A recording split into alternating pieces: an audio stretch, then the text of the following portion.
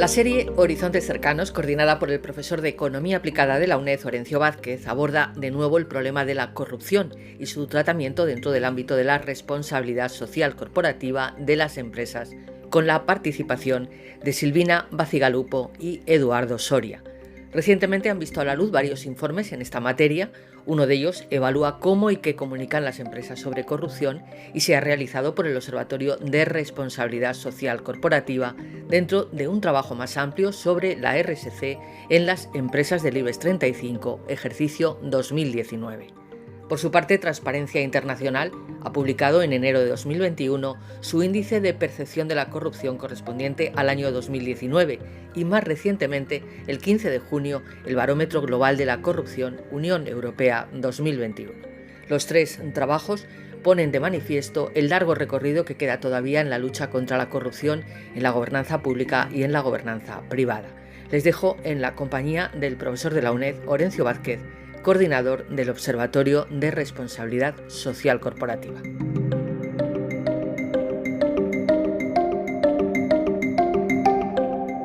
Bienvenidos a un espacio más de Horizontes Cercanos. En el programa de hoy pues vamos a abordar un tema que ya hemos tratado en otras ocasiones, que es la corrupción, en este caso la corrupción desde la esfera privada, y también con motivo de una reciente presentación por parte del Observatorio de Responsabilidad Social Corporativa sobre cómo las empresas del IBEX 35 gestionan o informan sobre cómo gestionan los riesgos en el ámbito de la corrupción.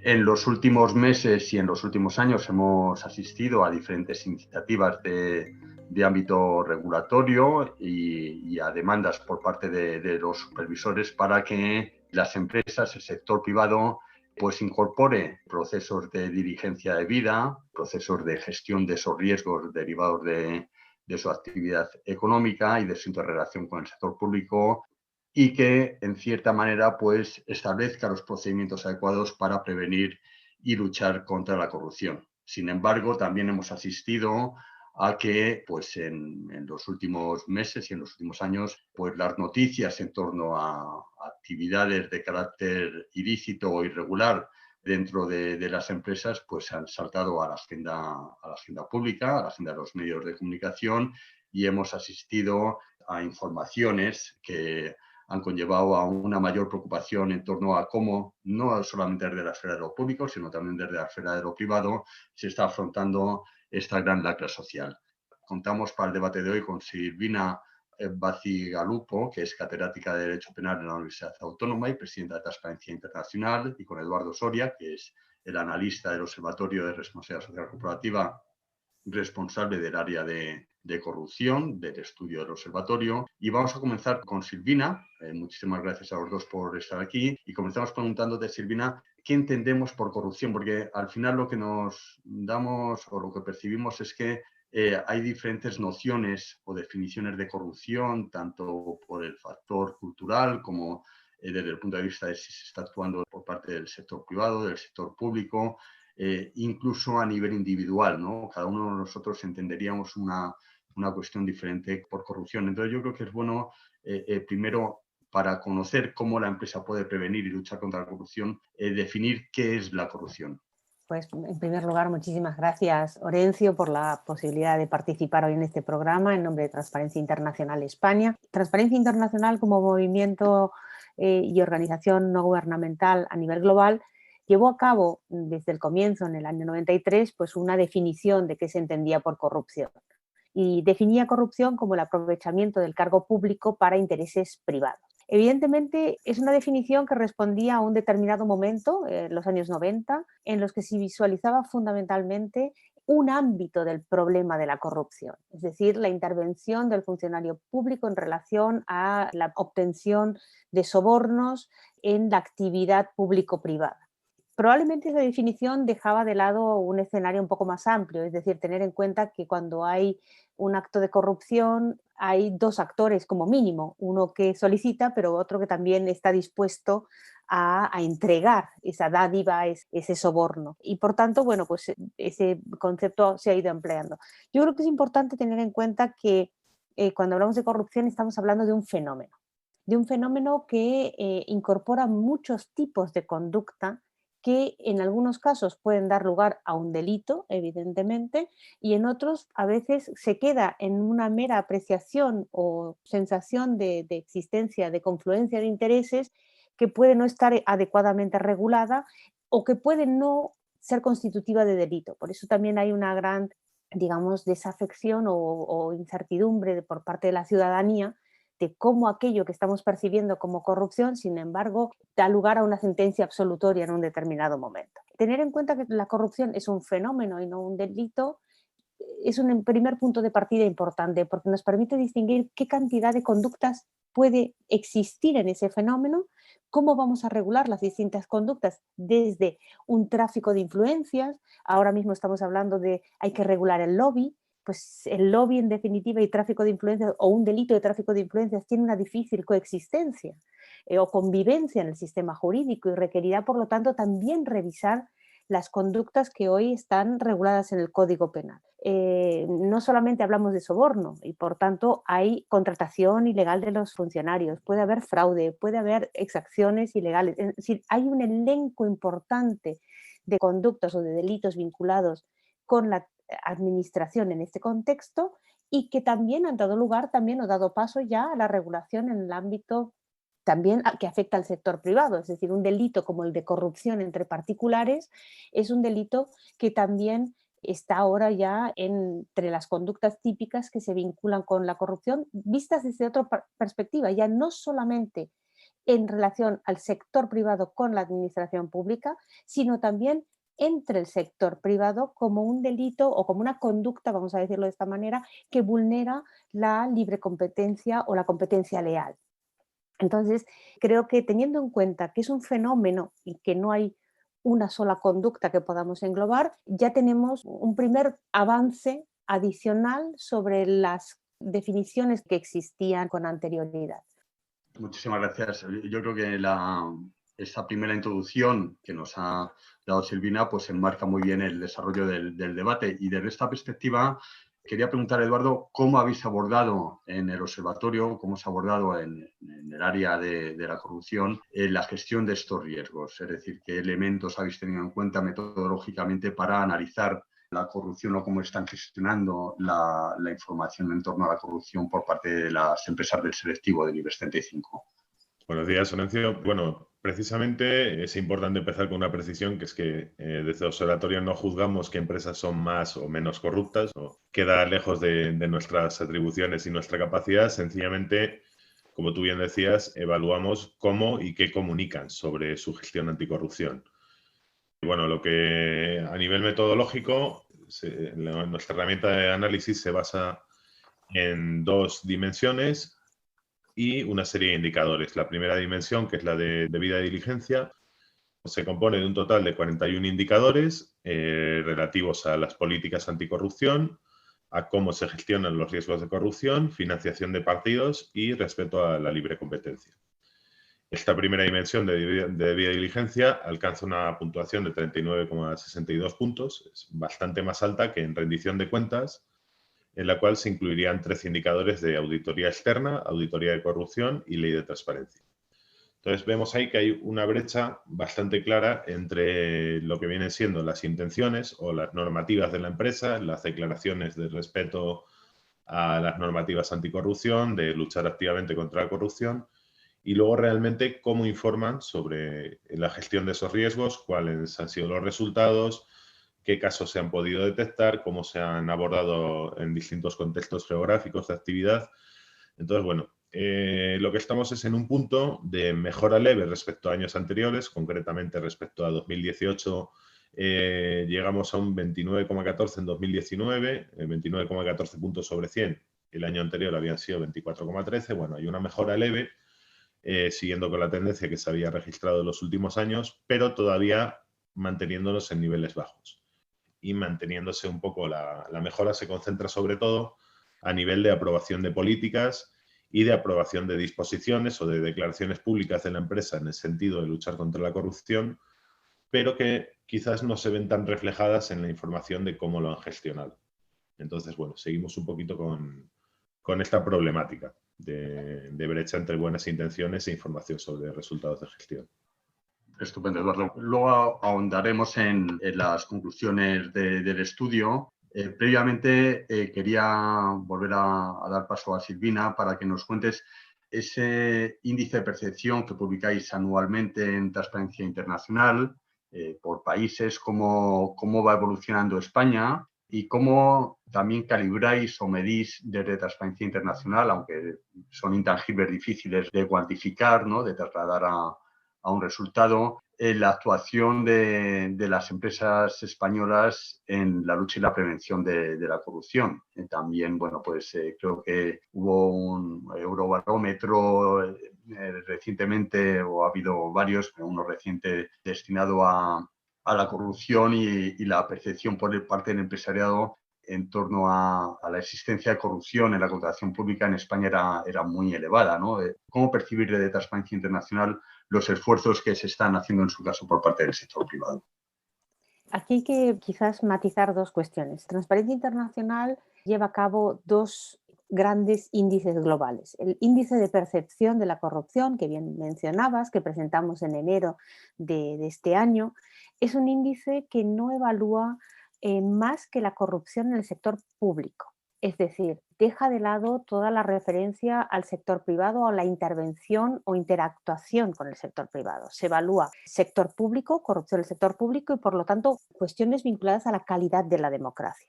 España, en ese sentido, en ese índice, cayó de forma muy considerable en el año 2012. En 2012 España se desploma en 8 puntos en el índice de percepción de la corrupción como consecuencia de los escándalos vinculados a la financiación ilegal de partidos políticos, corrupción privada que existía, es decir, todos los escándalos que hemos vivido en ese momento. Primer indicio de mejora fue el año 18, donde subíamos un punto. Un solo punto, caídas en este índice, hay que decir también, de un punto o subidas de un punto son sustanciales, es decir, es muy significativo en ese sentido. Y por tanto, un pequeño primer punto que venía como consecuencia de los indicadores que toma como referencia el índice de percepción de la corrupción. Entre ellos, por ejemplo, si los casos de corrupción que afloran son enjuiciados. Comenzaba la actividad judicial sobre esos casos en España y, por tanto, ese punto de mejora en 2018 pudo deberse, o entendemos que pudo deberse fundamentalmente a ese reflejo en la actuación judicial respecto de los casos de corrupción que estaban aflorando en España y que se veían, por lo menos se iniciaban las investigaciones. En el 19, cuando ya hemos tenido las primeras sentencias, subimos, sin embargo, 4 puntos en el índice, es decir, un avance muy importante, y en ese momento esos 4 puntos se reflejaban o eran consecuencia de que ya teníamos primeras sentencias, es decir, el sistema democrático, el sistema constitucional, el sistema jurisdiccional previsto funciona, tiene las herramientas suficientes para reaccionar frente a estos casos. Es verdad, reaccionamos ex post, es decir, el acto, el daño ya estaba realizado. Son cuestiones que no se valoran aquí. Se valora, por lo tanto, el buen funcionamiento del sistema judicial a la hora de enjuiciar los casos de corrupción como un índice de calidad del sistema democrático, frente a otros países en los cuales los casos afloran y la justicia no interviene, o no hay sentencias, o nunca se enjuician por deficiencia ya no solamente de la ley, sino por el funcionamiento propio del sistema judicial. Desde el 2019 nos hemos mantenido en 2020 en la misma puntuación. No ha habido un cambio significativo, no ha habido mayores avances. Y por tanto, la lectura que extraemos de ese mantenimiento en el puesto 62 sobre 100 puntos es que todavía falta la implementación, sin lugar a duda, de muchas reformas de mejora necesarias para la prevención de la corrupción. Es decir, el sistema judicial funciona, pero tenemos que trabajar en los ámbitos de prevención. Por otro lado, recientemente hemos presentado el Barómetro Global contra la Corrupción. Este es un barómetro que mide percepción ciudadana, es decir, es un análisis totalmente distinto, son encuestas ciudadanas, se encuestaron a 40.000 ciudadanos en el ámbito de la Unión Europea. Además, es un barómetro que esta vez lo hemos dedicado exclusivamente a los Estados miembros de la Unión Europea, por lo tanto podemos compararnos exactamente con nuestros pares. No hacemos un ranking, pero sí salen los distintos porcentajes de percepción que tiene la ciudadanía en España.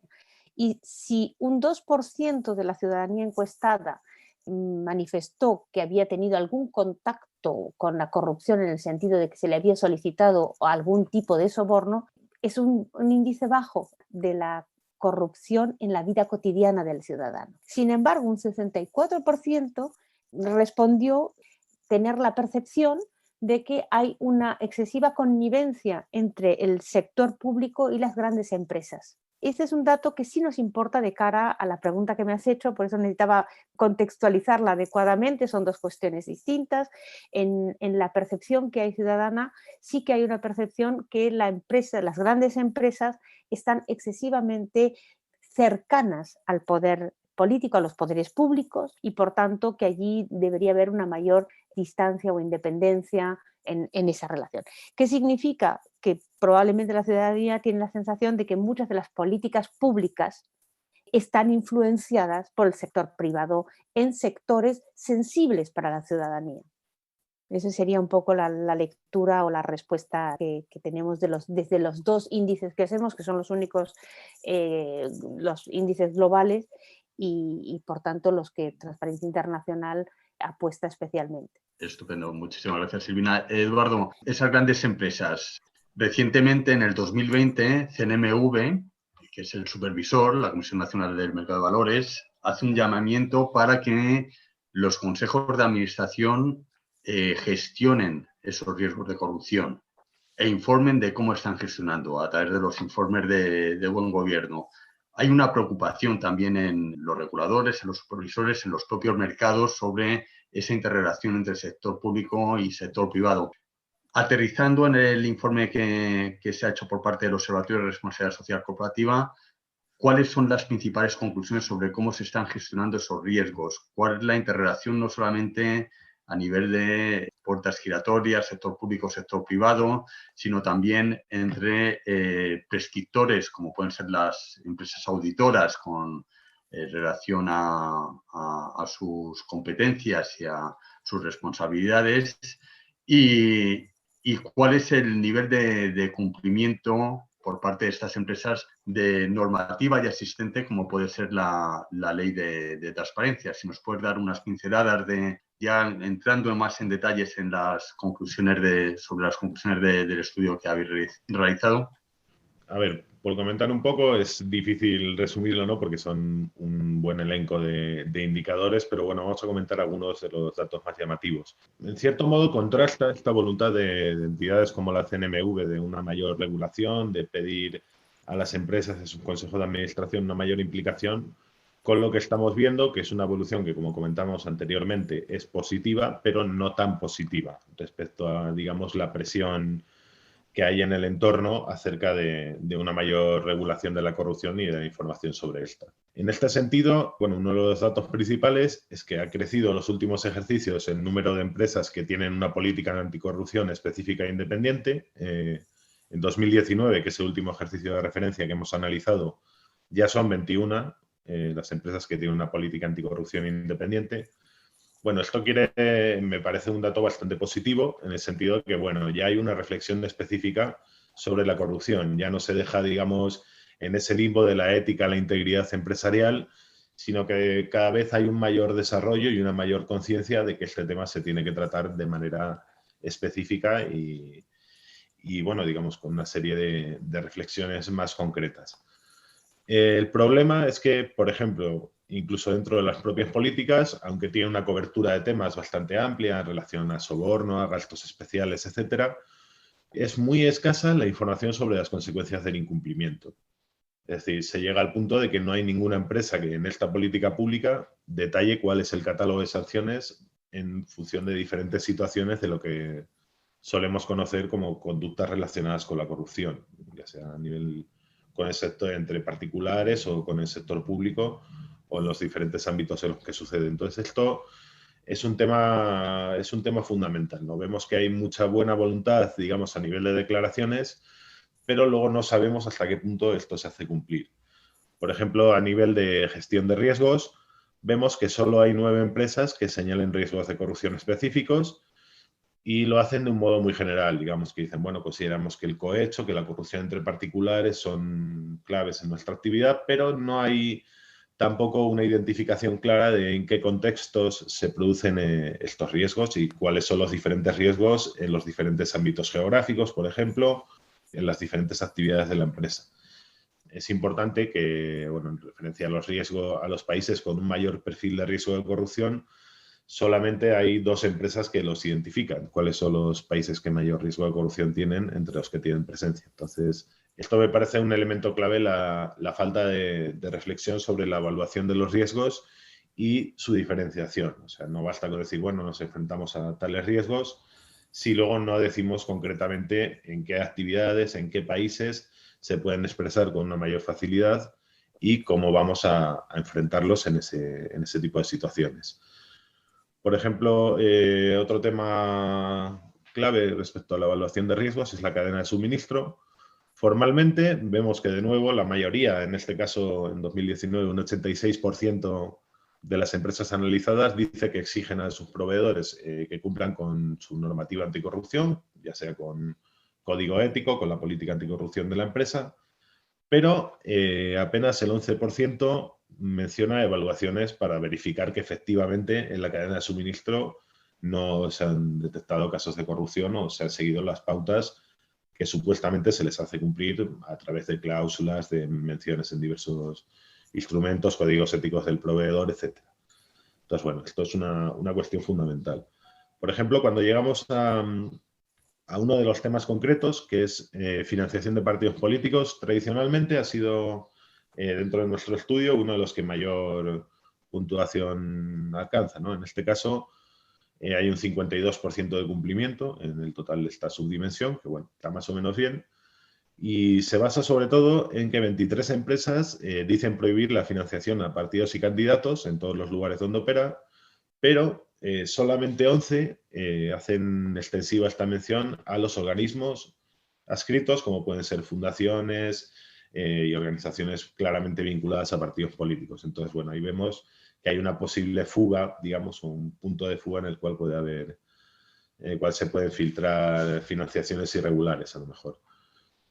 En relación a la competencia desleal, bueno, es un tema que nosotros incluimos también en este análisis.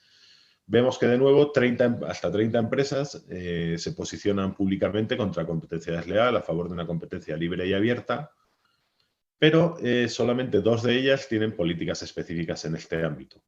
A nivel de resultados, lo que vemos es que hay 17 empresas sobre las que hay constancia de presuntos casos relacionados con competencia desleal o con sanciones de competencia a nivel de reguladores de CNMC, de reguladores europeos y en otros países. Y bueno, vemos que hay un total de 17 empresas que tienen casos de competencia entre 1 y 6 casos. Entonces, bueno, vemos que no siempre se reconocen todos ellos, y cuando sí se reconocen, la información sobre los mismos es muy escasa. Contrasta con lo que se puede encontrar en fuentes externas, ya sea de la propia CNMC, de prensa, y bueno, digamos que la naturaleza de los hechos, al igual que sucede en los casos de corrupción, que veremos más adelante, no siempre es muy... La información, pues bueno, tiende al descargo de responsabilidad más que a la rendición de cuentas. Bueno, un tema bastante importante en relación a los riesgos de corrupción es precisamente la auditoría externa. Bueno, la auditoría externa, en este caso, alcanza una valoración muy baja y apenas 4 empresas detallan todos los servicios facturados, los importes y conceptos por las empresas que realizan la auditoría externa. Hay un dato que es bastante llamativo, que es que en 15 empresas el importe de otros servicios supera el 10%, está entre el 10 y el 30%, y en 6 empresas incluso supera el 30%. Entonces, bueno, ahí digamos que también es una posible vía. Bueno, finalmente podemos ver, por ejemplo, que en cuanto a tema de casos de corrupción, En 19 de las 35 empresas informan de la existencia o inexistencia de este tipo de casos. Y bueno, nosotros por el análisis de fuentes externas hemos detectado que 15 de las empresas estarían implicadas en un total de 28 casos de presunta corrupción. Es llamativo que ninguna de ellas informe acerca de las medidas disciplinarias tomadas en respuesta y que las pocas que informan de manera específica sobre estos casos no aportan gran información sobre la depuración de responsabilidades, ¿no? Finalmente, ya por último, decir que aunque 24 de las 35 empresas son sujeto obligado por la ley de transparencia, el nivel de cumplimiento es muy bajo. Solamente 3 tienen un apartado de transparencia en su web corporativa acorde a los requerimientos de la ley y ninguna informa de manera amplia, de manera desagregada, sobre subvenciones y contratación pública recibida a lo largo del ejercicio de referencia. Entonces, bueno, esas serían un poco las principales conclusiones, no entrando mucho tampoco a fondo. Ahí tenéis el informe para una mayor profundidad. Muchas gracias, Eduardo. Y ya para terminar, tenemos un minuto para cada uno de vosotros. ¿Qué elementos consideráis fundamentales para prevenir y luchar contra la corrupción por parte del sector privado? Porque han salido muchas cuestiones a lo largo de la conversación que tienen que ver con la interrelación entre sector público y sector privado, la interrelación de las empresas o la relación que mantienen las empresas o cómo gestionan los conflictos de interés que pueda haber tanto internos como externos con las empresas auditoras, la transparencia, esa ley de transparencia a la que se refería Eduardo, que era que realmente lo que solicitan las empresas obligadas es que tengan información accesible sobre la contratación pública y otros elementos que puedan, en cierta manera, pues hacer un seguimiento de cuál es la relación que tienen las empresas con el sector público. Tenemos elementos que son la transparencia, la corrupción como elemento básico de la responsabilidad social corporativa, la persecución de la corrupción como hecho punible desde el punto de vista penal. ¿Qué elementos consideráis básicos para la lucha y la prevención de la corrupción por parte del sector privado? Empezamos por Silvina y terminamos con Eduardo. La verdad que es una pregunta, la pregunta del millón casi, Orencio. Yo creo que un primer punto de partida importante sería una reflexión para la empresa, para el sector privado, teniendo en cuenta que toda la materia de compliance, es decir, en el sentido de cumplimiento, es un paraguas muy amplio que comienza por los valores y la ética y la cultura empresarial, pasa por normas de voluntario cumplimiento, incluye luego ya normas jurídicas del ámbito del derecho civil, del derecho mercantil y llega también al ámbito del derecho sancionador a través de infracciones administrativas y del derecho penal. Para prevenir el gran elenco de problemas que hemos visto, todos los que tú has mencionado, es decir, conflictos de intereses, actos ya concretos en relación a los proveedores, transparencia, es decir, es un paraguas tan amplio que la primera reflexión que debería hacer el sector privado es volver al origen, quiere decir, a las cuestiones más esenciales. ¿Cuál es la cultura empresarial, la ética empresarial, la definición como sujeto empresa frente a todos sus actores, tanto internamente con sus propios trabajadores, frente a todos los stakeholders o los grupos de intereses externos, y valorar cómo se quiere definir como tal? Y creo que en ese sentido el mejor marco es reflexionar a partir del Programa de Naciones Unidas de Objetivos de Desarrollo Sostenible. Creo que nos enfrentamos o se ha abierto ya el escenario hacia una nueva gobernanza, hacia un nuevo paradigma de la gobernanza corporativa, también de la gobernanza en el ámbito público, porque es un programa que afecta a ambos sectores. Pero el sector privado podría hacer un importante ejercicio autodefiniéndose en relación a los objetivos de desarrollo sostenible. Y esto implica tener en cuenta que hoy de la responsabilidad de la propia empresa o persona jurídica a la gobernanza responsable son dos cuestiones absolutamente interrelacionadas. No podemos pensar en prevenir cualquier factor vinculado al fenómeno de la corrupción si no empezamos por cómo se autodefine ese sujeto la empresa en sí misma, sus valores, su propia cultura empresarial que quiere forjar en relación a estas cuestiones y cómo se integran todos estos desde la gobernanza de la propia empresa. Es un proceso que tiene que ser primero interno, de arriba hacia abajo, pero también de abajo hacia arriba, es decir, de una comunicación y de una interlocución para que las personas que forman parte de la empresa se sientan que están también contribuyendo a la formación de los valores. Nadie quiere trabajar en una empresa con cuyos valores empresariales no tiene una cierta afinidad. Es muy difícil trabajar en una empresa que uno sabe que no tiene en cuenta una protección del medio ambiente, que no tiene en cuenta una buena promoción interna en competencia leal de los trabajadores o que infringe otro tipo de normativa que aparentemente no es delictiva ni muchísimo menos, pero sí que afecta a la cultura que se está desarrollando en ese clima laboral. Por lo tanto, creo que es un buen momento para pensar que la responsabilidad social corporativa y todos aquellos elementos que la integraban forman parte ya de un ámbito muy importante en este contexto. Muchísimas gracias, Silvina. Yo creo que, coincido totalmente contigo de que es un tema de transformación cultural dentro de las organizaciones y a eso, pues indudablemente pueden ayudar a acciones concretas, tanto desde el punto de vista normativo, de incentivos, de formación, de sensibilización. Eduardo, muy brevemente, porque estamos ya totalmente fuera de tiempo, darnos tu última opinión en torno a este tema de cómo las empresas pueden luchar a prevenir la corrupción. Sí, bueno, precisamente yo estoy bastante de acuerdo con lo que bien ha comentado Silvina, sobre todo en torno a la cultura corporativa, a las prácticas de gestión que contribuyen a la lucha contra la corrupción y, comentar que precisamente la lucha contra la corrupción, por una parte, favorece la responsabilidad social corporativa, forma parte de la misma, contribuye a tener unas prácticas de gestión más éticas, más transparentes y también la propia responsabilidad social corporativa favorece la lucha contra la corrupción. Digamos que hay una interrelación ahí. Y en este sentido, yo creo que, por añadir un poquito, me parece fundamental pensar la obligación de transparencia, las obligaciones de transparencia, de comunicar acerca de la gestión anticorrupción. No deben, quizás las empresas, las grandes empresas sobre todo, no deben pensar en ello como una obligación gravosa, como, un fastidio, tengo que hacer esto para cumplir un expediente, sino como una oportunidad para un desarrollo de negocio más ético y eficiente y que no tenga estas desviaciones debidas a prácticas posiblemente corruptas, ¿no? Entonces, que se mire la transparencia no tanto como una obligación, sino también como una oportunidad.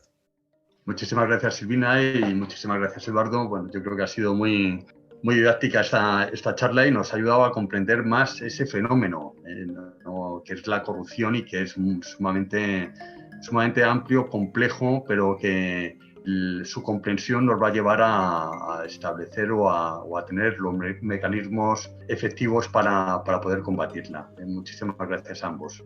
Muchas gracias a vosotros. Gracias.